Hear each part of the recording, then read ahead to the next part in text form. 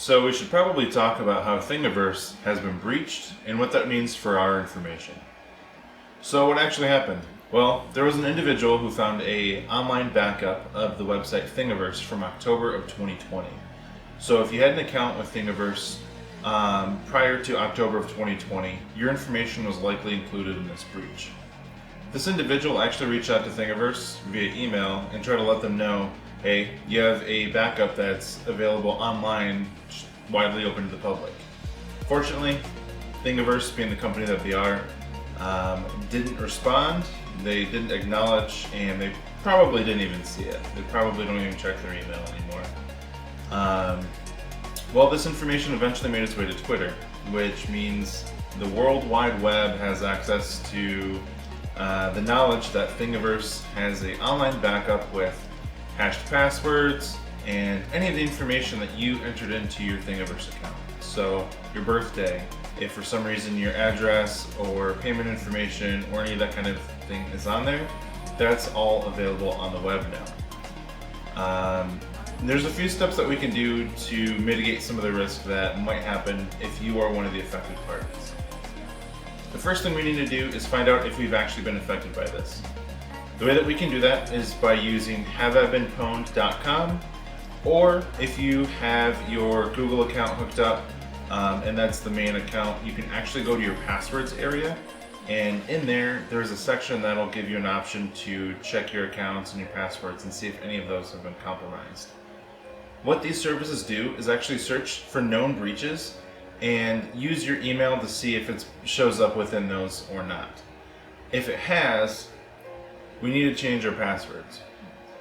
I also use Google for my password management, but there are also private or smaller companies that aren't so data hungry like Google that will create exceptionally strong passwords like LastPass or Dashlane.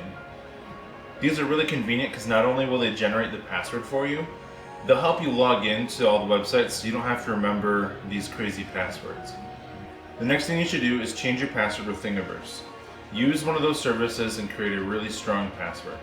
After you change the password for your Thingiverse account, make sure that you change it for the email associated with it as well.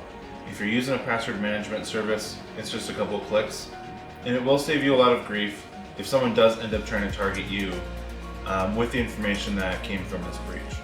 The information that is in this breach alone probably isn't that valuable, but if they can get a password or your security questions or any of the other information that you voluntarily put into your Thingiverse account for your account creation or for any other reason, that information can help reach other accounts that you may have on different websites or payment services or your bank.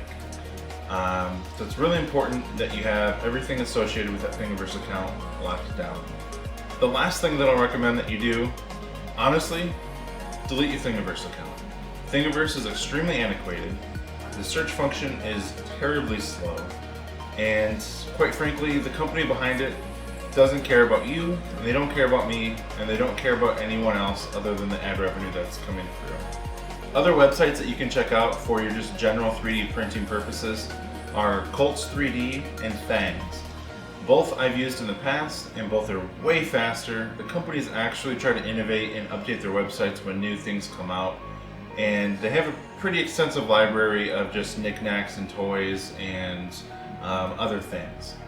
If you want more Liberty-based 3D prints and files, check out GrabCAD, DefCAD, or Odyssey. A lot of the biggest creators are on all three of those, and a lot of the free ones are going to be on Odyssey. I want to thank you for watching this video, and I really hope that it helped keep you or your account safe.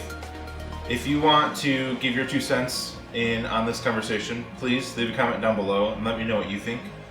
I also wanted to thank my Buy Me a Coffee supporters, especially one of my top tier supporters, Hugo. He's a new supporter, and I really appreciate the contribution. That's going to wrap this up. Stay safe, stay free, and you can't stop the signal.